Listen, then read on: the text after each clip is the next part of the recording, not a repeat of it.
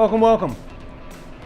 We're back at it again with another segment here of the ongoing Mixology at Home series from Alley 26.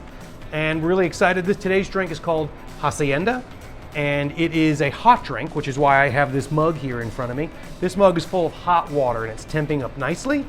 And just like making sure you make your cold drinks and serve them in a cold glass so that the drinks stay cool longer, do the same or the opposite with your hot drinks. Make sure that you've warmed the mug or the vessel well enough so that it helps you hold in the heat and helps the person enjoy the drink warm longer. Really excited about this one. This one features our Ginger Shrub. Now, a shrub is a sugar, flavor, vinegar concoction, and we're using this in place of where I might be tempted to use, say, a lemon juice in my toddy or in my hot cocktail. But this spirit we're going to use for today's is Anejo Tequila. Añejo is a style of tequila. Añejo literally in Spanish means aged. So Blanco, which doesn't really see any more than 60 days in the barrel, is the white tequila. Reposado, which is that middle grade tequila, is anywhere from 60 days to 12 months. And then Añejo is 1 to 3 years of age. And then of course there's extra Añejo, which is 3+ years. So this Añejo tequila is fun because unlike Blanco, which doesn't really have any barrel on it, or Reposado, which is very little, mostly it's just a little vanillin character you're getting, this has definitely more of the barrel that we would associate with barrel-aged spirits like whiskeys or rums or brandies. So it's going to play more like that. So I think it's a lot easier to come up with a hot drink idea for an Añejo tequila. So that's nice and hot. Make sure you have an electric kettle and get it going. You can dump your hot water to start. Okay, first things first.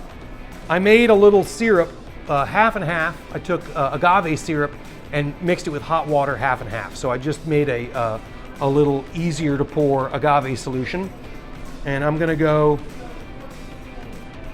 with a 1/2 ounce of that. And then we're gonna go, first we're gonna turn these things over, of course. This is our Ginger Shrub. Now all of our shrubs and syrups we make in-house out of real things, so make sure you tilt them over and make sure everything's back integrated. I'm gonna go with just a 1/4 ounce of that, just to test how my syrup is holding up. So tasting along the way is kind of an important factor. Oh yeah, so the ginger is really clobbering that agave syrup, which is perfect. We don't really want to feature the agave syrup, but I did want something that was gonna match really, really well with the flavor of tequila. We're gonna put a dash of our orange, these are Regan's orange bitters. I like these in this drink because besides the orange peel and orange oil, you also get a not shy amount of cardamom, and that kind of green herbaceous cardamom goes very well with tequila or in agave spirits in general. One good solid dash of that.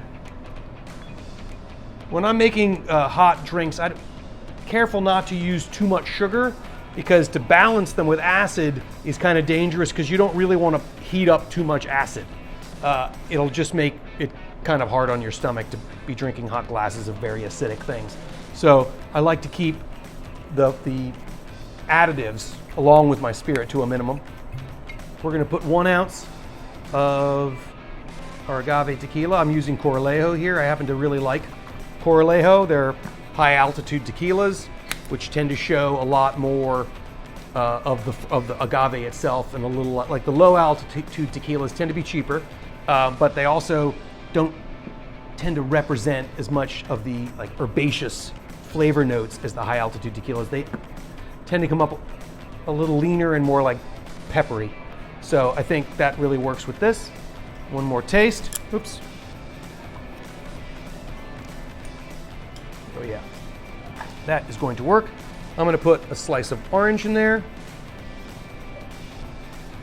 And just like that, maybe 3.5 to 4 ounces. Now, at this point, you can get cutesy with all the decorations, but I like it pretty simple and plain. And this one's really really pretty in that it's almost got no color to it, but smells like a whole world of possibility. Hacienda, keep yourself warm.